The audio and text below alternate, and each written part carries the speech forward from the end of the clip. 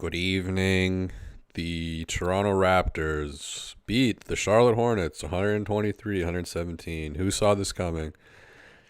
Genuinely shocked that the Raptors pulled this one out.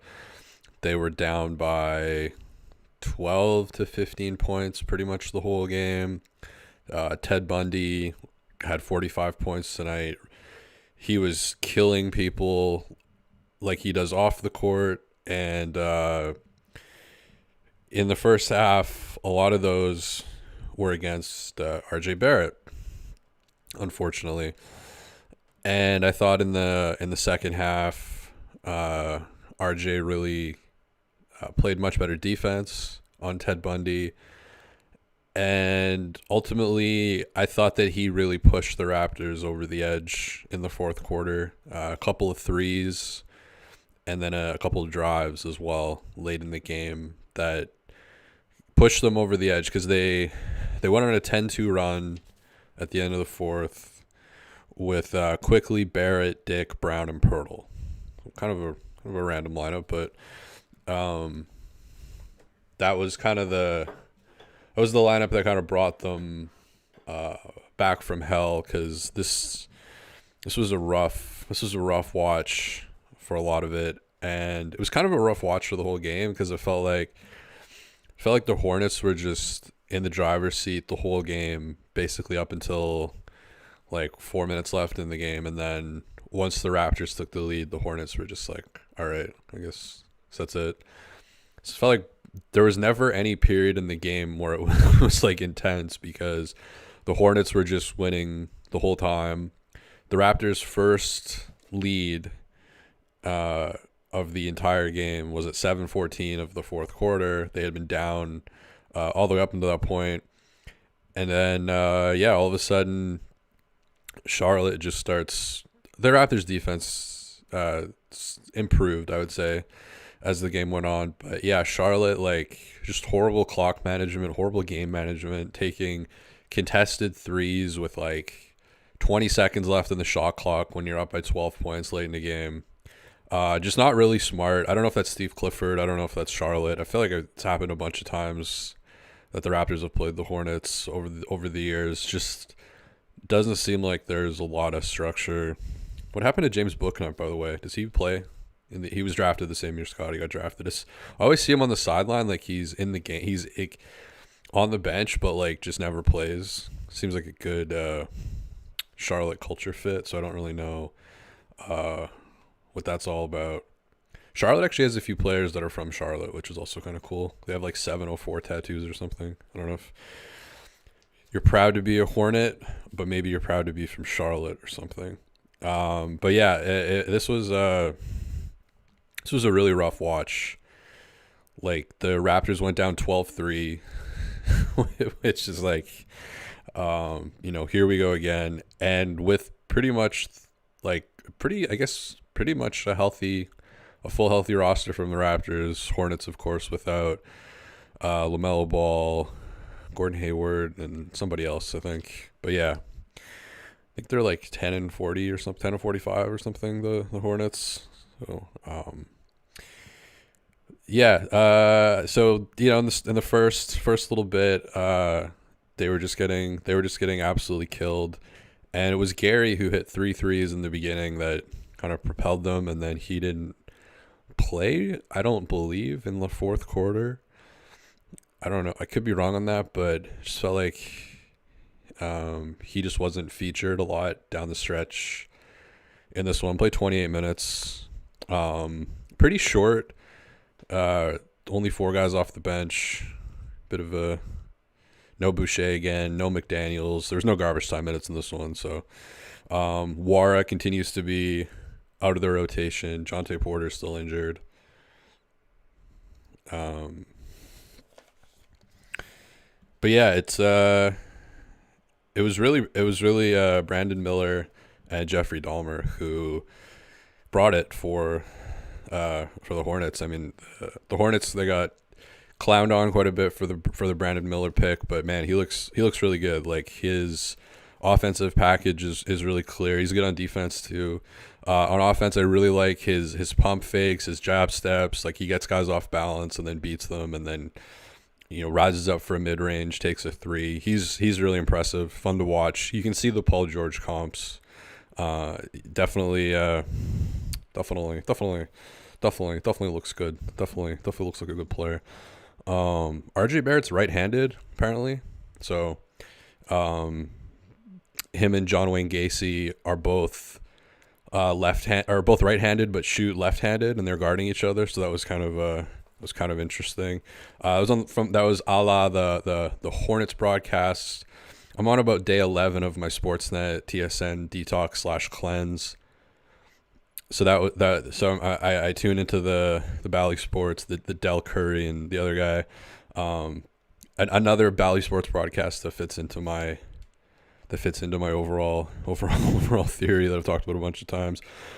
Gary and Yak had a PNR, which was kind of nuts, and then Gary finished in transition, like maybe his best transition finish we've ever seen. So that was pretty shocking.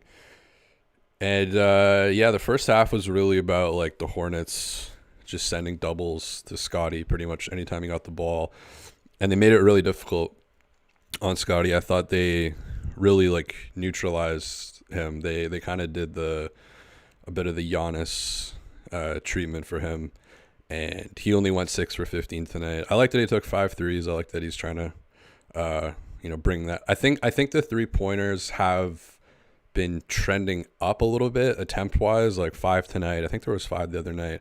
There was a stretch there where he was only taking like 1 or 2 threes a game, which definitely want to see more of those. And speaking of threes tonight, I think if the Raptors would have lost this game, the real tragedy would have been that they didn't take enough threes, because they're 52% from 3 tonight. So you had Gary 4 for 8, Barrett 4 for 6, Quickly 3 for 6, Schroeder 3 for 6, Grady 2 for 2. They were really hitting threes tonight. I thought that was basically not the only thing, but the main thing keeping them in the game. And then Barrett, 2 of his threes were huge down the stretch in the fourth quarter there. Yeah, the 3-ball for him continues to look good. It's kind of mechanical. Like, it's not the smoothest 3-point shot, but he's got it down, like it looks pretty good. We've had a like decent enough sample size, and like it feels like it's going in. I think with Quickly, for me, he goes through a lot of stretches. Like Barrett had 23, Quickly had 18, but I felt like Barrett was just so much more impactful. Quickly, I feel like goes long stretches where I just don't notice his impact or kind of threshold on the game. And I think when him and Dennis are in the game, and I made a video about this about a month ago, Dennis does seem to kind of want to take charge when they're both out there. I would probably want the opposite, just in my opinion. But Dennis had a pretty good game off the bench tonight. 16 points, 5 assists, 4 rebounds.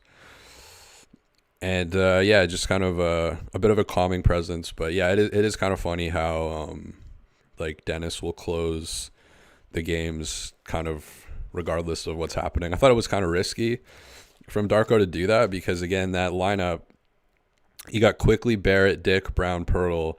They give you a 10-2 run, and then they bring back in Schroeder and Scotty. And it makes sense. They're not going to ride that lineup the whole time, but it was like a little bit like. But it ended up working out. The Hornets just the reason that this game was so kind of boring and uninspiring was once the whole time the Hornets had the lead, the Raptors were pretty futile. And then the second the Raptors got the lead, the Hornets just kind of rolled over and died. Even the Unabomber, even Pol Pot, he like kind of slowed down too. I mean, he ended up the game with 45, but the Raptors defense definitely clicked up a little bit. I still can't believe Gary hit that transition layup where he switched sides over to the left. He was going down left, and then he switched sides to the right, used the rim as a what do you call it? Protection. Forgot my train of thought there. Used it as a decoy, I guess, is what I was trying to say. And then, yeah, the third quarter, I felt the Hornets D really started slipping, and the Raptors were kind of like inching their way back into the game, but then Gary Ridgway would just like pull up for three. It almost had like an Ingram feel from last game, where it's just like, man, this fucking guy, man, this fucking serial killer is and really funny. It's actually like kind of artful. The Hornets courtside reporter just like refused to say his name, so she'd be like, that man, or the Charlotte Hornets, or she just whatever she could do to not say his name, which was pretty cool. Gary had something written on his headband. It was pretty big, and I know that he used to put NFT advertisements on his shoes during games. So I was kind of wondering, and we had LaMelo Ball on the court, sitting courtside with his tattoo with his brand or whatever. But like, I guess what are these guys allowed to display on them? You know, we had D'Lo in the pressers with his energy drink famously, but like, what legally are these guys allowed to? Jaylen Brown has put weird stuff on his shoes, like spelled Naismith wrong, and drew some like Chichen Itza pyramid, and was like, this is the answer to all the universe's problems. It's like this pyramid next to Cancun. I'm gonna put it on my shoe. But yeah, I don't know what are like is there a committee? Is there like you have to get permission to? Could you just write like cunt on your headband or something? Like what are the rules? What are the laws? I know you're allowed to physically beat people almost to death and probably kill people in your spare time and throw pool balls through their car windows, but what can you write on your headband? I'm kind of curious about this. And yeah, where's James Bouknight? Every time the Raptors play the Hornets, because I got into that draft because the Raptors had the 4 pick. I was like, I'm going to get into this draft a little bit. Some people had James Bouknight going like 5th or 6th, kind of around the Kuminga Giddey area. Giddey would have been a great Charlotte Hornet. That's who they should have ended up with. He would have been a good fit there with the Unabomber. So Thad Young, like Scott Stevens, PJ Washington kind of. He went down pretty hard. That's a 90s hockey reference or 2000s hockey reference, I guess. Yeah, and then Barrett's defense on that guy in the fourth, really on Richard Ramirez on the Night Stalker in the fourth, I thought really had like an uptick. But Brandon Miller was kind of keeping them in it there. He was getting some open threes. I thought Scotty missed him a couple of times on the perimeter, late on the rotations, and yeah, if he's open for three, it looks like it's probably going in. I thought Pirtle late in the game, he had a bad turnover, but he had a putback on one end and then just erased. I think it was Miller on the other end, which yeah, it was. Or it might have been Mohamed Atta. I can't remember, but it was somebody on the team that he just got a wild block, and then with 39 seconds left, Scotty had like a really weird possession, and then probably took his worst three of the season. It was like might be video worthy. I've got a little star next to it. I don't know what that was. It was like it hit so hard off of like, because it was an above the break three. Like it wasn't a bad angle or anything. It was probably like 10 degrees. It was like 7 o'clock on a clock kind of thing, and it somehow like hit the top of the backboard, but it just hit it like so hard at such a kind of wild angle. I think it was like a 3 possession game by that point. So against a better opponent, you might be horrified at that, but in this one, it didn't really seem to matter. They have no LaMelo Ball, no Gordon Hayward. Gordon Hayward, by the way, great rapper. Go look up his rap on YouTube. Just search Gordon Hayward rap. It's real, by the way. It's been verified. I can't remember. One of the lines is like something like Steve Nash, something about that. I think him and Tim Legler are both big Jan 6 guys. But yeah, this would have been an embarrassing one. Like this really was trending to be a pretty embarrassing game. This would have made like the top 5 worst losses of the season, which another one against Charlotte is already there. But this one would have been really bad too, just with who Charlotte was missing and who the Raptors had, basically. So Hermes Curry Bro in the chat says the broadcast showed him getting swiped on the arm bridges before releasing the shot. I don't know what you're talking about, but something about guns, free up the spot for a better player. McDaniel's not in this game. Boucher not in this game. Yeah, so trade deadline is obviously tomorrow, so it could be a big day. We already saw, the big shakeup in the East. Xavier Tillman. There's an incredible article by, I think, Raptors Rapture, I think it's called. They wrote an article a couple years ago. It was like, the Toronto Raptors better watch out if Jay Crowder goes to an East contender or something like, or the Raptors are in real trouble if Jay Crowder goes to an East contender. So, and then there was the D'Anthony Melton changes the face of the NBA by going to the Sixers. We have Xavier Tillman going to the Celtics. Simone Fontecchio. Wow, the Pistons are really loading up on shooters. They got Joe Harris, Bogdanovich, Fontecchio. They need to get I feel like Joe Ingles should be on that team.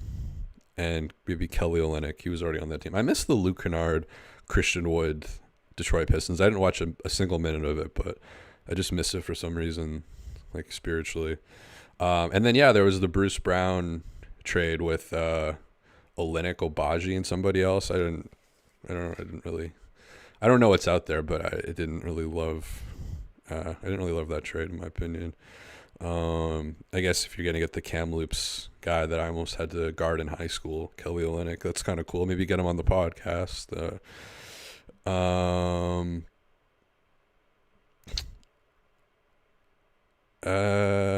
Matto says, sometimes I just open up these streams to hear that smug good evening to start the feel. Is it smug? It's from A Clockwork Orange. It's when the old guy in the wheelchair, Alex comes back later in the movie, and the guy in the wheelchair, who's now in a wheelchair, invites him in and says, good evening, try the wine, food all right. It's a good scene. Somebody thought it was me doing Alfred Hitchcock, which is not, but Alfred Hitchcock is one of my favorite filmmakers. Also, Jakob Poeltl, first dunk in over a month tonight. Apparently, the Hornets broadcast was talking about. They really like Jakob Poeltl. It's always funny listening to the other broadcasts because there's always random players that they really like. The Hornets broadcast really like Jakob Poeltl. I think it was the Thunder broadcast really liked Gary and Dennis, just randomly. Just kept talking about Gary and Dennis, and RJ Barrett's right-handed apparently. Cody Martin is the other guy. He looked like Caleb Martin tonight. It's funny, what's the science on this? But I feel like their shot mechanics and just the way they move and the way they drive and the way they finish is it's almost identical. They look identical, obviously, but then just the subtle things in their game are also dead on. And I've also noticed it with Shea and Nickeil Alexander-Walker. There's some times where just the way they move, not necessarily the way they play, but you can close your eyes and watch Nickeil Alexander-Walker just run across the court or dribble the ball into the paint, and you kind of have to double take a sec. You're like, wait a sec, it's just the movements are the same. So I don't know if there's some genetic stuff on that. Was there anything with Tracy McGrady and Vince Carter because they were cousins? Was there any kind of similar patterns that people noticed that they could turn me on to? Because that's a very it's a very Malcolm Gladwell topic who sucks, but just let me know. Yeah, but this would have been a tough one. This would have been a really tough loss. You had Willie Pickton with 45, Martin with 19, Miller with 20, McGowan's with 10 off the bench. He had maybe the worst air ball that I've ever seen. Um, and then, Mugabe got the rebound and just was in the right place at the right time. Um, but yeah, this would have been this could have easily been top 5, top 10 most embarrassing games. I thought for Scotty it was a pretty average game. 18 points, 5 rebounds, 5 assists. I don't think on defense he was amazing. Like there was no one that he really shut down in this one.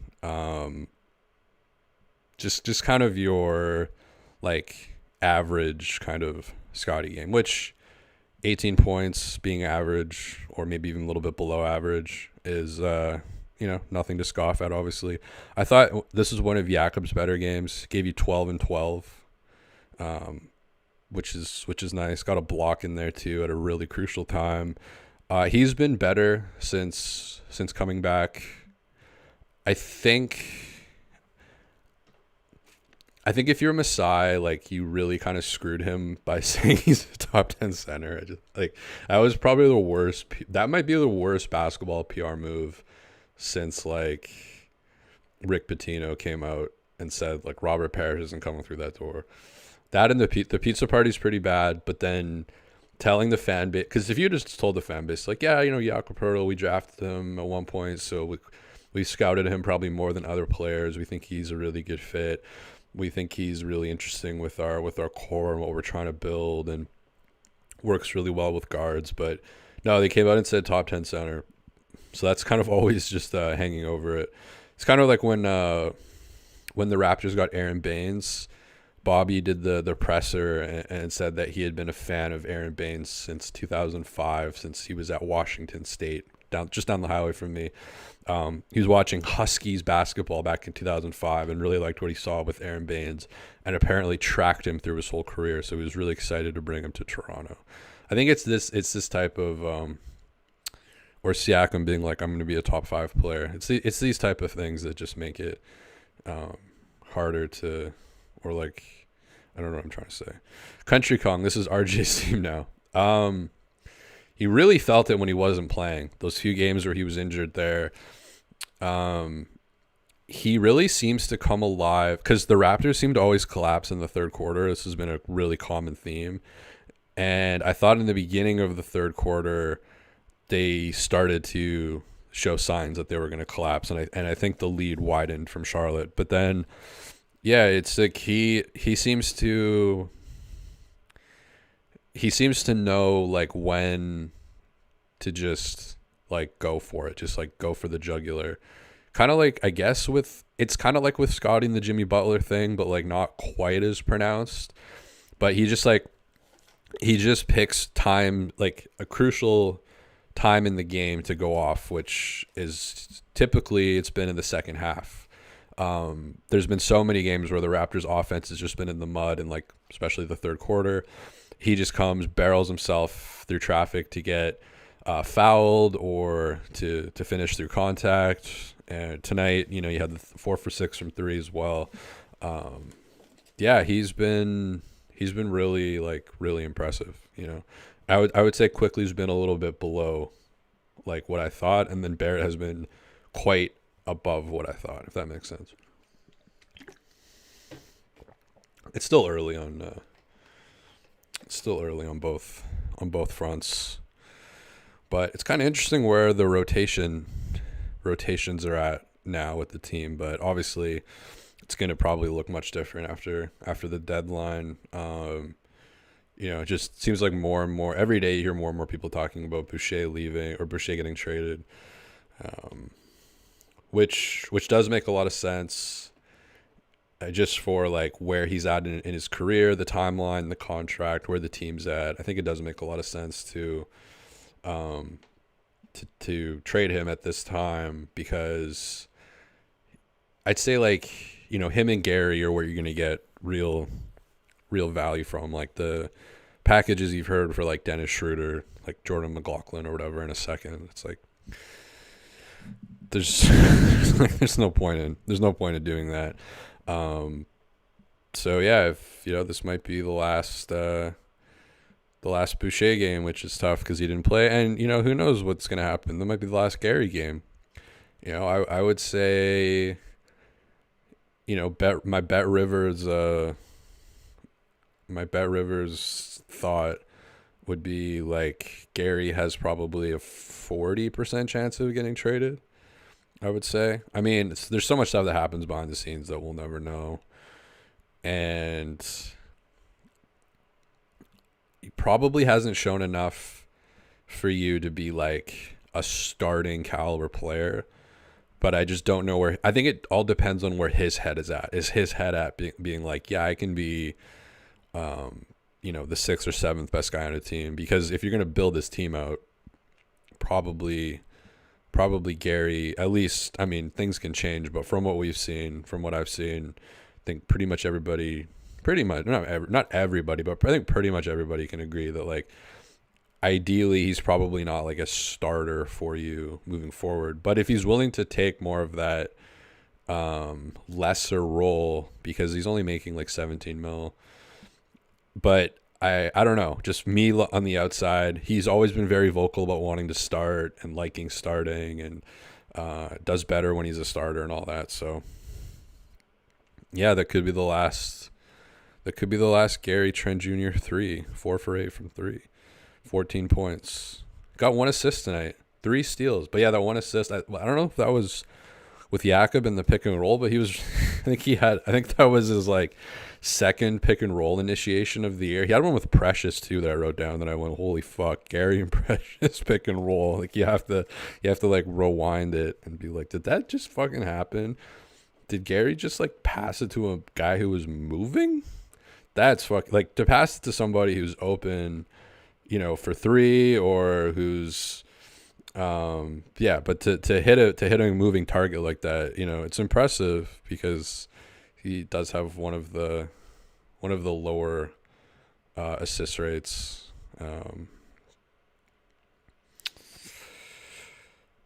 Vegan Grass, no way Bobby said that.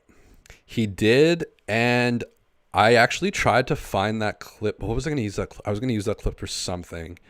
I think it was for a video. Can't remember which episode it was, but I remember going to look for it and I couldn't find it. But it's in my brain. I'm going to say it was like Media Day 2020. Was it 20? Those years all blend together, but it was the year Bobby did it from, I think, a Zoom call. And if people remember, the Aaron Baines initial press conference was super awkward because it was on Zoom and there was like a delay. So you have like Doug Smith, by the way, has this like incredible ability to ask the most basic questions, but with the most antagonistic tone. It's like, what's your favorite restaurant? What's your favorite color? And he's just kind of like whoa, and there was like a delay, and it was really awkward and funny. It was awesome. But yeah, I'll never forget that, Bobby being like, yeah, been really excited about Aaron, because he brought in Alex Len too. I can't remember what he said about Alex Len, but I just remember, like, yeah, I've been following this guy's career since 2005 when he was at the University of Washington playing for the Huskies. I was like, fuck, 2005. That's like the one time I was actually into college basketball, was like around then. Was like UCLA, Russell Westbrook, Kevin Love, Derek Collison, Aaron Aflalo type team, Umba Amute.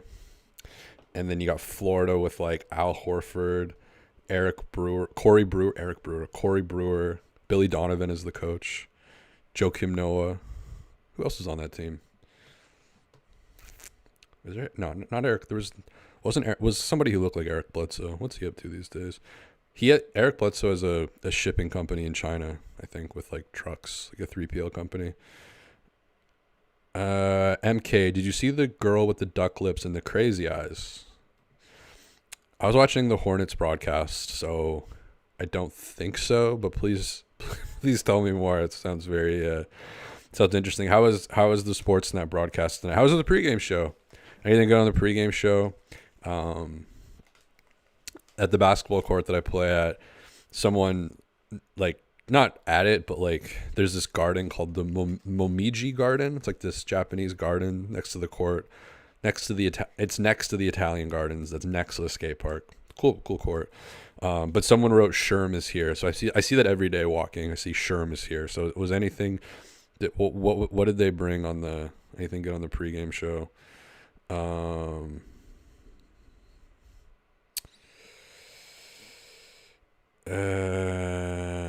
Luke Sherman says should the Jazz should take the Jazz offer for Bruce Brown if that was a mystery team.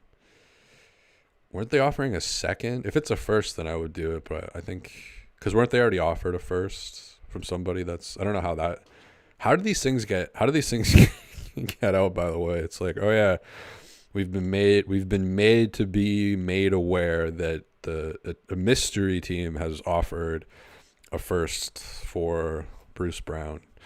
The Hornets broadcast was roasting Bruce Brown a little bit on the mustache. They said it needs to be a little bit thicker if you're gonna do the Fu Manchu handlebar thing. Like you gotta, and I maybe agree a little bit. I hadn't thought about it, but when you look at the under angle, it's a little bit like you might want to grow that out a little bit. Yeah, it's like those chin straps that people have. You go to like the water park in the summer, and there's like a pale white guy who's just like cooked, like red barbecue skin, and then he's got like a black chin strap, but it's like that, and it's like not quite straight either. It kind of squiggles a little bit. You know what I'm talking about with the Speedos and stuff. If you got a Speedo and a chin strap, then hopefully you're on some sort of psychedelic. OG3 says Yak finally played good defense in the last 5 minutes, which basically sealed the game. Yeah, he was pretty good tonight. He's been better lately. There was even some sequences where he got kind of caught out on Miller, and I thought he did like a better job than maybe some of the other players on the team that might play that same position. But yeah, kind of unfortunate that Carlo Hamalka is gonna get 45 in the game, but Paul Bernardo or whatever. But yeah, just looking at the box score, Raptors another game where they clear 25 assists. They had 30 burger on assists tonight. And which is interesting about the assist number is they have 30 assists and nobody on the team had more than 5. So very like evenly, like Scotty had 5, Barrett had 5, Dennis had 5. So you got a lot of people passing the ball. Even Gary got an assist tonight in 28 minutes, which is pretty crazy. Grady also is he'll always play like 15 or 20 minutes and he'll always have like 2 or 3 assists, which you like to see. Moves the ball really well, makes quick decisions. 2 for 2 from 3 tonight too, which is nice. Only 2 shots he took. Definitely doesn't have a huge usage rate. Neither does Gary, by the way. I was looking at the usage rates on the team the other day. I think Gary's usage rate's like 18%. And he has, again, I keep saying this, but he has the 24th highest 3-point percentage in the NBA. I guess the only thing with Gary is like if they trade him, I just don't think he was like managed that well or maximized that well. I think he should be a much higher volume 3-point shooter. Like again, like you like tonight 4 for 8, but there's been so many games where he's just taken like 3 threes, 4 threes. When you're, I guess quickly, I think he's got a higher percentage than Quickly, but it's pretty close. But when you're, I think the Raptors are 20th in 3-point shooting percentage now, which they were 30th at the first couple months. So that's obviously better. Quickly and Barrett have obviously helped that.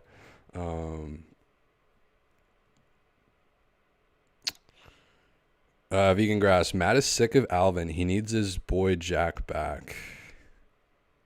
Is that the vibe? Was there any example? Can you give me details? Any details? I need to live vicariously through your experience, because I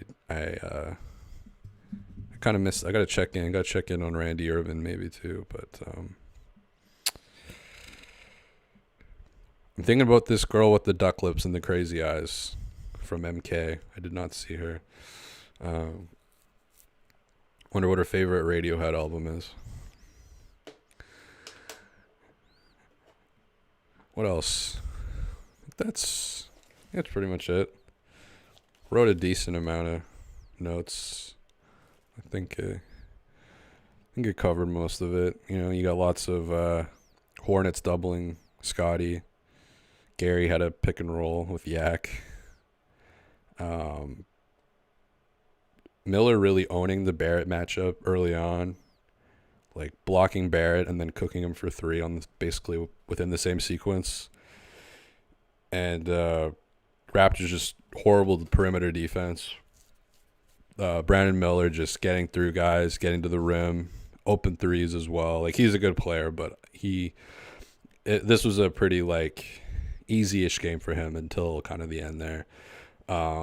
Raptors definitely got a free out of bounds call, so free possession. It was pretty obvious that it went off Scotty, but they just went, oh, whatever, fuck it. Yak got his first dunk in a month from a la the Hornets broadcast. Quickly kind of goes through these stretches where I just don't feel his impact. He's not hunting his shot. He's not like looking to be super threatening. I think he's still kind of finding his way, but yeah, you just kind of want maybe a little bit more aggression at times. Gary with a crazy transition finish, going from left to right. I don't know if I've seen him do that before. I couldn't really believe my eyes. And the Hornets D was really slipping around that point in the third quarter. And Miller just pump faking everywhere, pull up threes, pull up mid ranges. Schroeder hit a couple big threes in the third quarter. And then, yeah, McGowan's misses a 3 by 10 feet right to Dahmer, and he scored it. Book Night, who the hell knows where Book Night's at. Thad just completely knocking PJ Washington. That was like the loudest thud. It was like from the Heat shootout scene. Just could really feel that on the audio.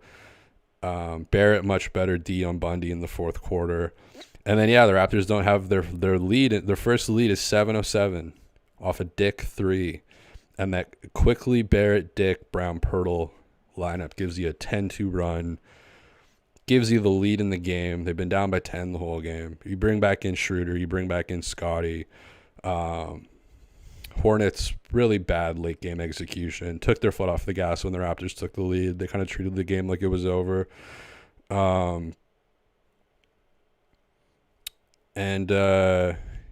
Picton hitting Scotty in the face. Pirtle had a bad turnover and then immediately redeemed himself with a putback and then a block on the same sequence. Scotty with like a crazy 3 at the end. And a challenge really late in the game, which I can't remember if they won or not. But TZ says Miller looks hella good for a rookie. Yeah, it's weird.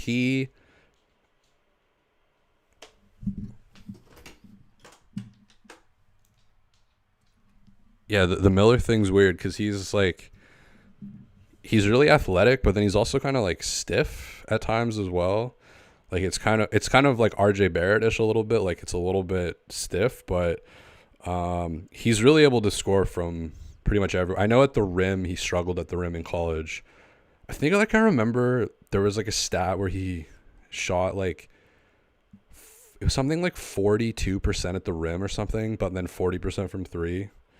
It might not have been that, but it was something crazy. Like his at the rim and 3 percentage were like pretty much lockstep. I don't know what I'm trying to say, but yeah, he's really threatening from the mid range. Obviously, really threatening from three, and I really like a lot of his shots are self created too. Like he's not relying on other guys to set him up. He's really comfortable with the ball.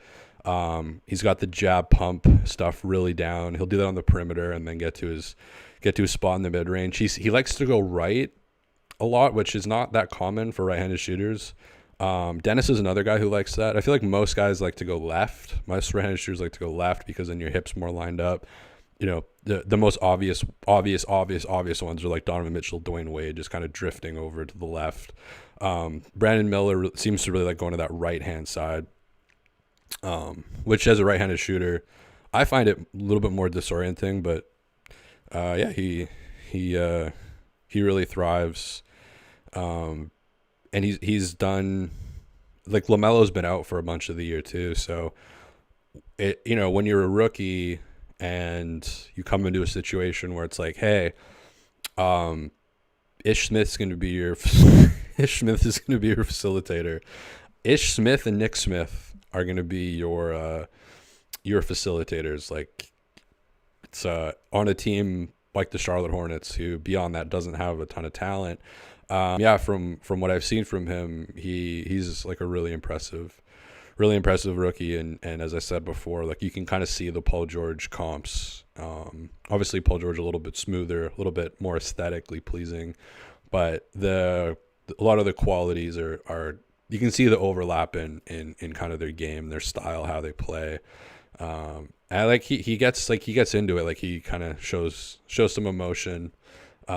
He's usually pretty stone faced, but then kind of watching, I don't know if it came up on the Raptors on Alvin Williams and the Sportsnet broadcast, but on the Hornets broadcast, they'd show him, pretty often, and he would be really fired up and screaming and stuff, and kind of has like a bit of an alter ego because he's pretty cold, I think, on the floor.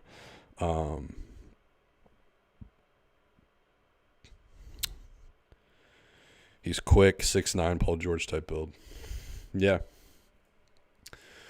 Really exciting for the Hornets, who, like I said before, what happened to James Bouknight,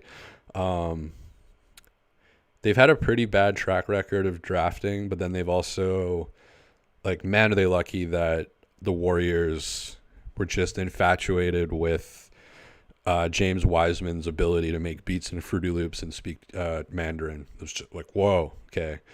And then meanwhile, LaMelo's like, yeah, I don't think he has that accent, but he's just like, yeah, I'm not. What did he, I remember he did an interview once, because that's what tanked his draft. Tanked him to 3. Obviously, Anthony Edwards is the obvious number 1 pick, Minnesota. But then the LaMelo James Wiseman thing was like pretty close, and so much of it, or at least what came down to like their interviews. James Wiseman just nails it. And like, how important are these fucking interviews? I feel like the Cam Whitmore thing's kind of the same thing. Did he just like tank his interview? It's like, I didn't really do good. Didn't really do good in the interview. It's kind of like a job interview. It's like, how important is that really compared to the other 9 billion moments in their life? Oh, they did kind of bad in this 120-minute interview. But yeah, I remember a clip going around and we've seen him driving through just driving through red lights, which is kind of horrifying. But yeah, him being like, yeah, I don't need school. I don't do school. I'm smarter than school. I'm smarter without school, which, there's an argument to that. But when you say stuff like that, you do, I think, have to sound like you have, read a couple of books or watched a documentary or two. Then it kind of comes off as cool. But the way he was saying it, it just felt like not something that was all that great. But yeah, the Warriors are really lucky that he didn't come in and just be like, I mean, the Hornets are really lucky that LaMelo Ball didn't come into the Warriors interview and just be like, yeah, I got this new techno track I'm working on in Reason or in Ableton, or Fruity Loops. Fuck it, keep and I'm speaking. I've got Vietnamese down and I'm making techno tracks in Reason. It would have been like, man, we're taking you, buddy. James Wiseman, you can go to Charlotte and play with. I guess they had Terry at that time, or Kemba maybe. I think if Terry Rozier was playing this game, they probably would have won. Kyle Lowry not in the game, unfortunately. God, I hope they're able to find a trade for Kyle. It would be cool. It would be really cool to see him. I mean, I don't have I'm not from Toronto. I don't have the whole, I don't hate the same teams that Toronto people hate. Like, I hate the Grizzlies and the Thunder because I'm from the Pacific Northwest. But yeah, it would just be cool to see him on a contending team where he can just kind of, or even not even a contending team necessarily, but like a team that you're going to watch him in the playoffs, because obviously he's kind of a fun guy to watch, fun guy to root for. So yeah, hopefully they can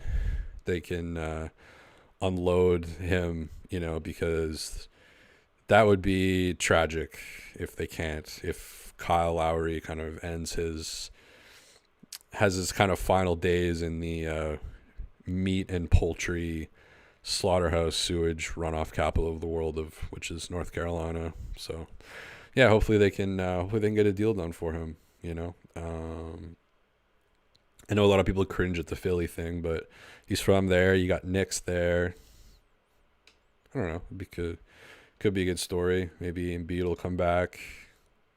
Maybe not. I don't really know much about knees. More of an ankle guy. So, but yeah, that's okay. Here we go. MK 20.8. Oh, here, I like this. Okay, this is what I like. If you guys are gonna give me a tip, I like this. At 20.8 seconds left in the fourth, Dennis is making free throws, and it cuts to a chick with crazy eyes. Okay, what do you mean by crazy eyes? I'll go look at it. I'll have a look at it. Did you say crazy eyes? And do you mean crazy like she looks like she was gonna kill somebody? Like she was like an M Bridges accomplice, or like crazies and goods? MK, where do you get NBA clips for your videos? Good question. I typically like to I want to do a Grady video. So what I'll do is I'll go on the High Low, which is a really cool website that I like. 100% free. You can just organize clips together. Just like watch a bunch of Grady Dick clips. Sometimes I'll download them from there. They just I guess they have like an API with the NBA Advanced Stats website where they put up each individual play or whatever, and then they like aggregate that into playlists, so you can just kind of watch like every Grady Dick 3, every Shai Gilgeous-Alexander hook shot or whatever. So you can go through that. I like to download like a whole game though. I prefer that. So there's many completely legal and good natured websites that you can find the full game, 1.8 gig file or whatever. You get that, and you start chopping that up. You look for close-ups, look for reactions, look for shots of the player who's in your thumbnail and title, and then you just kind of build it out from there. And then you can get certain clips. You might just might want to pepper in like a joke or something. So I'll get something from like Instagram or YouTube or something I saw on Twitter, or just random stuff from YouTube. And then the sound effects are mostly just from my music folder. Like I make music, so I just have 87 gigabytes of sound effects. But I kind of use a lot of the same ones sometimes and just kind of stretch them out or whatever. But yeah, that's pretty much it. So yeah, the Raptors win against the Charlotte Hornets. Pretty surprising from how this game was going. 123-117. RJ Barrett only one free throw tonight. But yeah, in the clutch, thought he was really important. Couple threes, couple drives when they really, really, really needed it. And he was a part of that lineup. The quickly Barrett, Dick, Brown, Pirtle 10-2 run lineup. So yeah, he was he continues to impress, continues to be fun to watch. He's really like he gets really into it. Like he's not always like screaming and stuff. It's more like a measured aggression, but it's something that you can like really feel. And I think that one time he got the tech like a few games ago, it was like a really rare thing. Like he's really intense and he's really driven and he plays really hard, but he rarely kind of like loses control and snaps and gets all like kind of crazy and out of whack.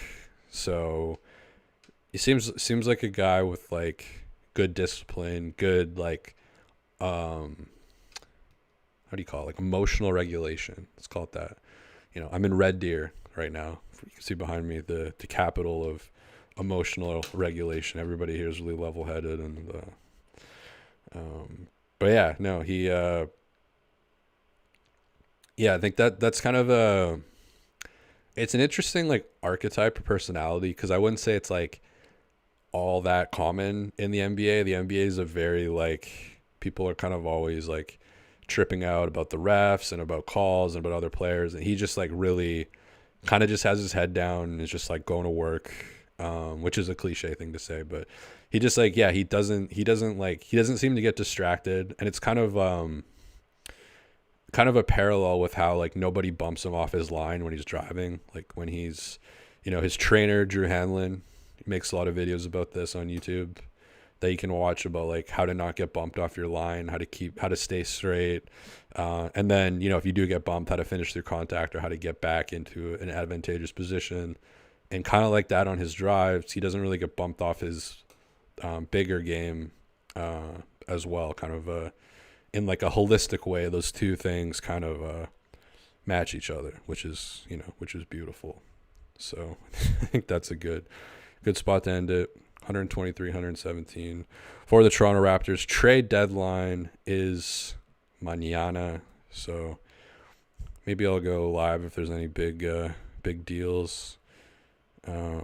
Pistons and the Kings game just started. Oh yeah, there's other teams in the NBA. That's right. Pelicans Clippers just started.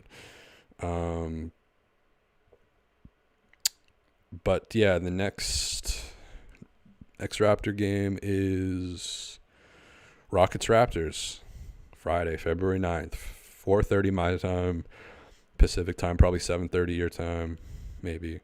No Fred, I don't think. I think he's out, but little Ime Udoka matchup. And who else? Jalen Green, Jabari, Şengün, Tari Eason, Seattle's own Tari Eason. Seattle's own Kevin Porter Jr. not on the team anymore, or in the NBA, but just want to shout out from Seattle. And Amin Thompson, So yeah, I'm just naming random. Rockets definitely have the best and worst jerseys, I think. Like the 80s, 90s are crazy good, and then the 2000s are just some of the worst. The worst, folks. The absolute worst. Anything last in the... Any final words in the chat?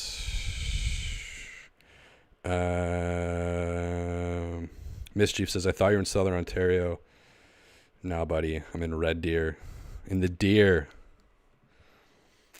Halfway between Edmonton and Calgary. Side of the highway here in Red Deer. The rest stop with 50 other cars.